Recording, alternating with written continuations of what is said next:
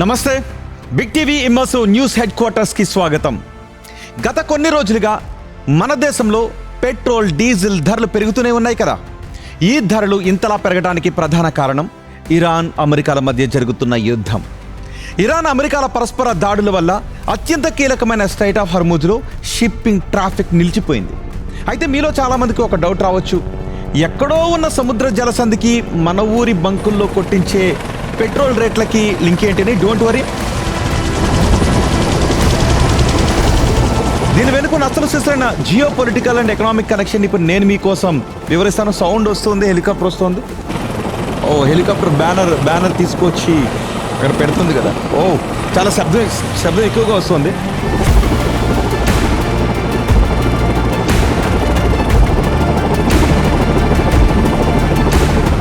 ఈ హెలికాప్టర్ నా వైపు వస్తుంది చాలా పెద్ద శబ్దంతో. చాలా చాలా ఎక్కువ గాలి కూడా వస్తుంది. ఇది నా వైపు వస్తున్నట్టుగా అనిపిస్తుంది. మంచి ఎక్స్పీరియన్స్ కదా. నా వైపు వచ్చి వెనక్కి వెళ్ళిపోతుంది హెలికాప్టర్.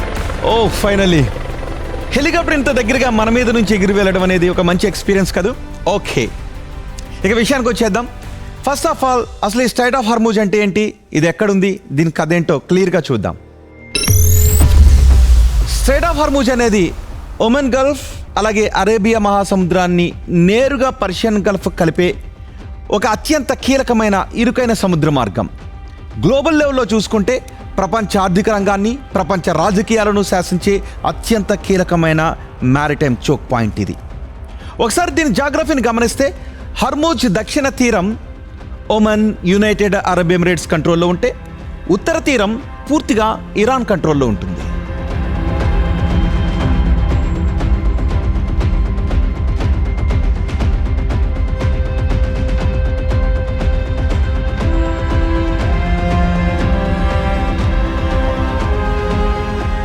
ఫిజికల్గా ఇది ఎంత పెద్దగా ఉంటుందో ఒకసారి చూద్దాం. స్ట్రైట్ ఆఫ్ హర్ముజ్ మొత్తం పొడవు దాదాపు 167 కిలోమీటర్లు. నాటికల్ మైల్స్లో చెప్పాలి అంటే 90 నాటికల్ మైల్స్. సముద్రంలో ఇది అత్యంత వెడల్పుగా ఉండే చోట 97 కిలోమీటర్లు విస్తరించి ఉంటుంది. అయితే ఇక్కడే అసలైన ట్విస్ట్ ఉంది. షిప్పింగ్ లైన్లో అత్యంత ఇరుకైన, అత్యంత ముఖ్యమైన బాటిల్ నెక్ పాయింట్ వెడల్పు కేవలం 39 కిలోమీటర్లు మాత్రమే. ఇక ఈ ఛానల్ లోతు యావరేజ్గా 60 నుంచి 100 మీటర్ల వరకు ఉంటుంది. కానీ అటువైపు ఒమన్ తీరానికి ఆనుకుని ఉండే కొన్ని ప్రత్యేకమైన డీప్ వాటర్ ట్రెంచెస్, అంటే గుంతలు మాత్రం ఏకంగా 200 మీటర్ల కంటే ఎక్కువ లోతుగా ఉంటాయి. ఈ స్ట్రైట్ ఆఫ్ హర్ముజ్కి శతాబ్దాల చరిత్ర ఉంది. ఆ శతాబ్దాల చరిత్ర ఏంటో ఒకసారి చూద్దాం. క్రీస్తు పూర్వం 1వ సహస్రాబ్ది అంటే ఫస్ట్ మిలీనియం టైంలోనే చైనా, ఇండియా, యూరోప్ దేశాల నుంచి చాలా షిప్స్ స్పైసెస్, సిల్క్ లాంటి వస్తువులతో ఈ రూట్లో వెళ్ళేవి. హర్ముజ్ అనే పేరు అహురా మజ్దా అంటే మంచికి దేవుడు అనే పదం నుంచి, లేదా ఖర్జూర చెట్లు ఉండే నేల అని అర్థం వచ్చే ఒక పర్షియన్ పదం నుంచి కానీ వచ్చిందని అంటారు. 10వ శతాబ్దం నుంచి 17వ శతాబ్దం వరకు ఇక్కడి స్థానిక రాజవంశాలు ఈ ప్రాంతాన్ని రూల్ చేశాయి. ఆ తర్వాత 1507లో పోర్చుగీస్ వాళ్ళు దీనిపై కంట్రోల్ సాధించారు. 1622లో పర్షియన్ కింగ్ వాళ్లను ఇక్కడి నుంచి వెళ్ళగొట్టారు. ఆ తర్వాత 19వ శతాబ్దంలో బ్రిటన్ ఈ ఏరియాని పూర్తిగా తన కంట్రోల్లోకి తీసుకుని 1971 వరకు పాలించింది. 20వ శతాబ్దంలో పర్షియన్ గల్ఫ్ ఏరియా అంతటా భారీగా ఆయిల్ రిజర్వ్స్ బయటపడ్డాకే హర్ముజ్కు ఈ రోజు ఉన్నంత గ్లోబల్ ఇంపార్టెన్స్ వచ్చింది. షిప్ల మూవ్మెంట్ బాగా పెరగడంతో యాక్సిడెంట్స్ జరగకుండా ఉండటానికి ఇంటర్నేషనల్ మారిటైమ్ ఆర్గనైజేషన్ 1975లో ఇక్కడ స్పెషల్ షిప్పింగ్ లేన్స్ని ఏర్పాటు చేసింది. ఇరాన్, ఇరాక్ వార్ టైంలో 2 దేశాలు ఒకరి ఆయిల్ ట్యాంకర్లపై ఇంకొకరు దాడులు చేసుకున్నారు. ఆ టైంలో దీన్ని ట్యాంకర్ వార్ అని పిలిచేవారు. ఈ వార్ వల్ల అక్కడ తీవ్రమైన సైనిక సంక్షోభం ఏర్పడింది. 1956లో సూయజ్ కెనాల్ క్లోజ్ అయినప్పుడు మిడిల్ ఈస్ట్ నుంచి యూరోప్కు ఆయిల్ ట్రాన్స్పోర్ట్ చేయడానికి పెద్ద పెద్ద సూపర్ ట్యాంకర్లను తయారు చేయడం స్టార్ట్ చేశారు. అప్పుడు హర్ముజ్ ఒక్కటే దానికి మెయిన్ రూట్గా మారింది. 1960, 1970ల నాటికి ప్రపంచం మొత్తం బొగ్గు వాడకాన్ని తగ్గించేసి గల్ఫ్ ఆయిల్ వైపు షిఫ్ట్ అయింది. సరిగ్గా అప్పుడే హర్ముజ్ ప్రపంచంలోని మోస్ట్ ఇంపార్టెంట్ గ్లోబల్ ఎనర్జీ హైవేగా మారింది.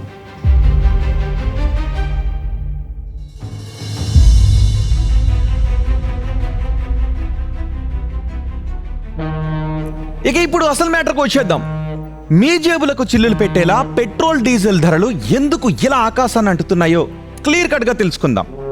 ప్రపంచవ్యాప్తంగా సముద్ర మార్గాల ద్వారా సరఫరా అయ్యే క్రూడ్ ఆయిల్లో 20% కంటే ఎక్కువ, అంటే రోజుకు దాదాపు 2 కోట్ల బ్యారెళ్ల ముడి చమురు కేవలం ఈ స్ట్రైట్ ఆఫ్ హార్ముజ్ ద్వారానే ప్రయాణిస్తుంది. సింపుల్గా చెప్పాలి అంటే ప్రపంచంలోని అన్ని సముద్రాల మీదుగా రవాణా అయ్యే మొత్తం లిక్విడ్ పెట్రోలియంలో 3వ వంతు ఈ ఒక్క బాటిల్ నెక్ రూట్ నుంచే వెళుతుంది. Saudi Arabia, UAE, Kuwait, Iraq, Iran లాంటి టాప్ ఆయిల్ ఎక్స్పోర్ట్ హబ్స్ నుంచి బయలుదేరే ఆయిల్ సూపర్ ట్యాంకర్లు మార్కెట్కు చేరాలి అంటే ఈ రూట్ ఒక్కటే ఆప్షన్. సో ఇది ఎవరు అవాయిడ్ చేయలేని లాజిస్టికల్ రూట్. కేవలం క్రూడ్ ఆయిల్ మాత్రమే కాదు, ప్రపంచంలోని నెంబర్ 1 LNG ఎక్స్పోర్టర్ అయిన ఖతార్ ఎగుమతి చేసే liquefied natural gas Asia, Europe దేశాలకు చేరేది ఈ రూట్ మీదుగానే. ఇప్పుడున్న గ్లోబల్ సిచ్యుయేషన్ని క్లోజ్గా అబ్జర్వ్ చేస్తే ఈ స్ట్రైట్ ఆఫ్ హార్ముజ్ ద్వారా కమర్షియల్ ట్యాంకర్లను నడపడం అంటే ప్రాణాలతో చెలగటం అన్నట్టే అయిపోయింది. ఈ మోస్ట్ ఇంపార్టెంట్ ఎనర్జీ రూట్కి ఇప్పుడు ఊహించని రేంజ్లో సెక్యూరిటీ థ్రెట్స్ వచ్చి పడ్డాయి. 2026 ఫిబ్రవరిలో అమెరికా ఇరాన్ వార్ స్టార్ట్ అవ్వడం, ఆ తర్వాత జూన్ మధ్యలో కుదిరిన తాత్కాలిక శాంతి ఒప్పందం బెడిసి కొట్టడంతో ఈ ప్రాంతంలో పరిస్థితి దారుణంగా మారింది. కమర్షియల్ షిప్ల మీద వరుస డ్రోన్ అటాక్స్ జరుగుతూ ఉన్నాయి, యాంటీ షిప్ మిసైల్స్తో దాడులు జరుగుతూ ఉన్నాయి. ఇక ఎప్పటి నుంచో వాడుతున్న ఇంటర్నేషనల్ షిప్పింగ్ ఛానల్స్లో అయితే సముద్రపు మైన్లు విపరీతంగా అమర్చేశారు. వాటికి తగిలితే భారీ నౌకలైనా సరే సముద్రంలో మునిగిపోవాల్సిందే. వీటన్నిటికీ తోడు శాటిలైట్ స్పూఫింగ్, GPS జామింగ్ లాంటి అడ్వాన్స్డ్ ఎలక్ట్రానిక్ వార్ఫేర్ టెక్నిక్స్ వాడుతూ ఉండటంతో షిప్ క్రూ మెంబర్స్కి అసలు దారి ఎటు ఉందో కూడా తెలియని గందరగోళ పరిస్థితి నెలకొంది.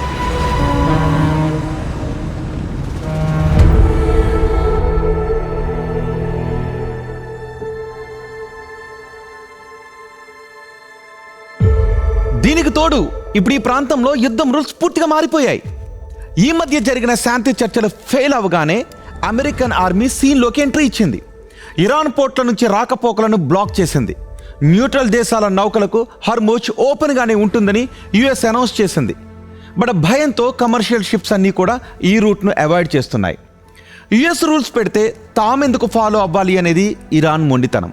అందుకే ఎలాగైనా రూల్స్ను బ్రేక్ చేయాలని చూస్తోంది. దీనికోసం డార్క్ ఫ్లీట్ను రంగంలోకి దించింది. ఈ డార్క్ ఫ్లీట్ షిప్స్లో ఆటోమేటెడ్ ట్రాకింగ్ సిస్టమ్స్ ఆఫ్లో ఉంటాయి. అంతేకాదు ఇస్లామిక్ రెవల్యూషనరీ గార్డ్ కార్ప్స్ ఒక de facto toll booth and vetting సిస్టమ్ను రన్ చేస్తోంది.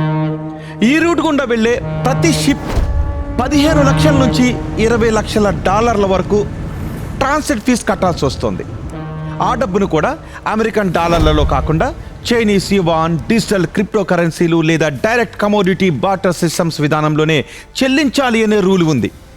దీనిని పైరసీ అని చాలా దేశాలు అంటున్నా తప్పనిసరి పరిస్థితుల్లో కొన్ని దేశాల షిప్స్ చెల్లిస్తూ ఉన్నాయి. బట్ మన ఇండియాకు మాత్రం ఇందులో మినహాయింపు ఉంది. ఇరు దేశాల మధ్య ఉన్న సంబంధాలే దీనికి కారణం. సో ఈ జియోపొలిటికల్ సీన్ చూస్తూ ఉంటే పేలడానికి సిద్ధంగా ఉన్న టైం బాంబులా అనిపిస్తోంది కదా.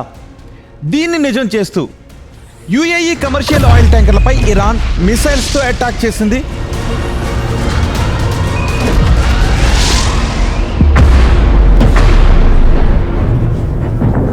ఈ దాడిలో ఒక ఇండియన్ కూడా ప్రాణాలు కోల్పోయాడు, మరికొంతమంది గాయపడ్డారు.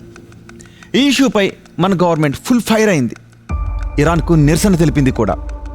ఇదే ఛాన్స్ అనుకుని అమెరికా వెంటనే సీన్లోకి ఎంట్రీ ఇచ్చింది. ఇరాన్లోని కేష్ మైలాండ్, మిలిటరీ సిటీ బుషహార్లో ఉన్న ఇరాన్ బేస్లపై హెవీ ఎయిర్ స్ట్రైక్స్తో విరుచుకుపడింది. దీనికి ప్రతీకంగా ఇరాన్ సైన్యం కూడా కువైట్, బహ్రెయిన్లో ఉన్న US మిలిటరీ బేస్లపై రాకెట్ల వర్షాన్ని కురిపించింది. ఓవైపు ఈ గందరగోళం అంతా జరుగుతూ ఉండగానే అమెరికా అధ్యక్షుడు డొనాల్డ్ ట్రంప్ ఒక మంచి నిర్ణయం తీసుకున్నాడు. అన్ని కమర్షియల్ షిప్లపై 20% నేవల్ ప్రొటెక్షన్ కార్గో ఫీజు వేస్తాము అంటూ అంతకుముందు తెచ్చిన ప్రపోజల్ను వెనక్కి తీసుకున్నాడు. దీనికి కారణం అనేక దేశాల నుంచి వచ్చిన ప్రెజర్ అనడంలో ఎటువంటి డౌట్ లేదు. ఇప్పుడు వాషింగ్టన్ ఫోకస్ అంతా గల్ఫ్ మిత్ర దేశాలతో భారీ trade and investment deals set చేసుకోవడం పైన ఉంది. ఈ సిచ్యుయేషన్స్ అన్ని చూస్తున్న European Union Aviation Safety Agency ఓ హై అలర్ట్ వార్నింగ్ జారీ చేసింది. UAE, Qatar, Bahrain, Kuwait air space రూట్స్ని అవాయిడ్ చేయాలి అని సివిలియన్ ఎయిర్లైన్స్కు సూచించింది. అమెరికా ఇరాన్ వార్ కొన్ని దేశాలపై డైరెక్ట్ ఇంపాక్ట్ చూపిస్తూ ఉంటే మన డైలీ లైఫ్, మన దేశ ఎకానమీపై ఇండైరెక్ట్ ఇంపాక్ట్ చూపిస్తోంది. ఫైనల్గా మన జేబులను గుల్ల చేస్తోంది ఈ సంక్షోభం. ప్రపంచ సముద్ర రవాణా మార్గాలకు బ్రేక్ పడి మన అవసరాలకు తగ్గట్టుగా ఎనర్జీ సప్లై మన తీరాలకు చేరకపోతే ఆటోమేటిక్గా వస్తువుల ధరలన్నీ కొండెక్కుతాయి. ఈ దెబ్బకు మన దగ్గర కూడా పెట్రోల్, డీజిల్ ధరలు పెరిగిపోయాయి. మనం బంకుకు వెళ్ళిన ప్రతిసారి ఇది తెలుస్తూనే ఉంది కదా. అంతేకాదు, ఈ ఏడాదిలోనే మన డొమెస్టిక్ వంట గ్యాస్ ధరలను కూడా 2 సార్లు పెంచేశారు. ఇవన్నీ చూస్తుంటే మీకేమనిపిస్తోంది? ఎక్కడో వేల కిలోమీటర్ల దూరంలో ఉన్న స్ట్రైట్ ఆఫ్ హార్మూజ్లో జరుగుతున్న యుద్ధం ఇక్కడ మన సామాన్యుల జీవితాన్ని ఎలా అతలాకుతలం చేస్తోందో అర్థమైంది కదా. ఇలాంటి సిచ్యుయేషన్స్లో గ్లోబల్ డిప్లొమసీ సక్సెస్ అవ్వడం, అక్కడ మళ్ళీ శాంతి తిరిగి ఏర్పడడం ఎంత అవసరమో ఇప్పుడు మీకు అర్థమయ్యే ఉంటుందనుకుంటున్నాను. ఈ హాట్ టాపిక్ పై కంటిన్యూస్ అప్డేట్స్ కోసం చూస్తూనే ఉండండి బిగ్ టీవీ.